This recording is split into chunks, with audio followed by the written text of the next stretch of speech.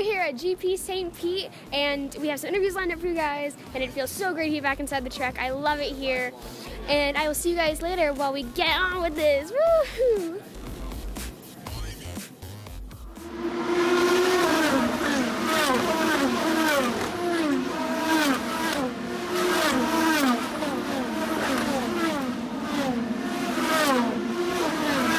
It's time for another On the Spot. On the Spot.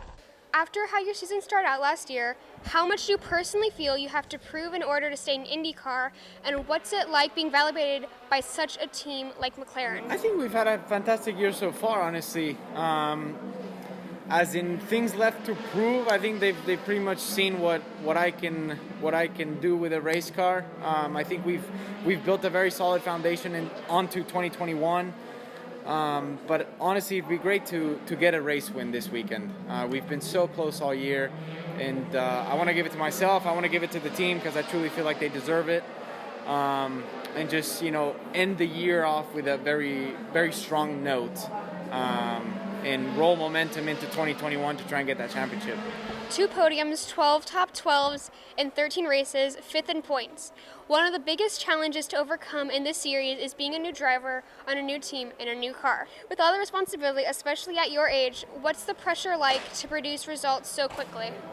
I think so far the hardest thing is probably have to do something with COVID, which is basically just the very condensed schedules.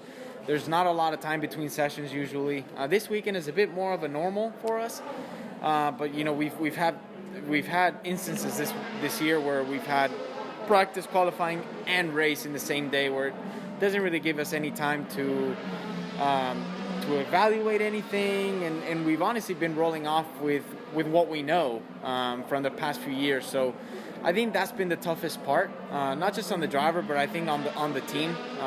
A lot of emphasis on really simulations before we go there to be able to roll off with the strongest car possible. And on the pressure, I'm so used to it, honestly, from ever since I was a kid.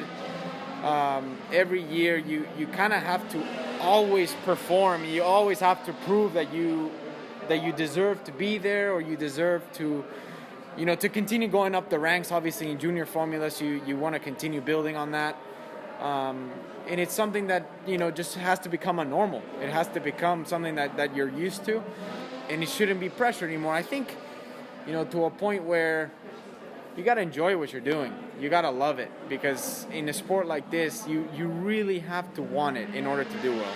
Many Mexican IndyCar fans, like myself and my dad, have embraced you to carry forward and build on the success of drivers like Adrian Fernandez. It seems like there would be a lot of pressure in carrying the loyalty of an entire country as the lone Mexican driver in the series. Have you two ever had the chance to just sit down and talk? Actually, I haven't really. When I talk to Adrian, we talk more about life, honestly. We haven't really sat down to talk so much about racing, because it always seems to be just the same things. This happened here, this happened there. But I do sometimes talk to him after a race. Like, he'll ask me, hey, what happened here? And be like, well, we had an issue in a pit stop, or etc. But I think it's pretty special to be carrying the flag, or I guess trying to bring back what was for Mexico and IndyCar. It'd be pretty special, because I feel like the competitiveness of the series is there. I think the racing product's fantastic, but I just think we kind of have to like put it in people's faces a little bit more, and I think once we do that, everybody's gonna fall in love with it, because there has been one person that comes and says like, nah, I don't really like it. Everybody just loves it and wants to always come back. When fans of the previous version of the team and drivers found about all the big changes, some embraced McLaren while others did not. How have you seen that change over the course of the season as you've been producing results? I think it's grown fandom a lot. There's a lot more fans, especially from non-US. So there's a lot of British fans, and honestly, McLaren is a global name. So everybody around the world knows what McLaren is. So whenever they have a new team, it brings a lot of eyes. It brings a lot of basically a stage light into the team. But sometimes it could be a two-sided knife. It kind of forces you to perform. But once you do so, it's very rewarding. So I think it's been fantastic. The merge of Aero Electronics, McLaren, as well as Schmidt-Peterson. I think it's been a fantastic group altogether so far. And I think everybody's, meshing well and working really well together. Did you learn and accomplish what you set out to do the first year with McLaren? Have you met your own expectations as a driver, and has the team gained what they need to get for that first win and compete for the championship in 2021? Yeah, I think this year we've had a few close calls, but there's no doubt in my mind that hopefully this weekend it will be the one, and I have no doubt in my mind that we're going to have a strong car to roll out with. It's a track that I enjoy, and I think having a strong weekend here will build even more on what we've built already to start off 2021 really strong and carry that out throughout the whole year.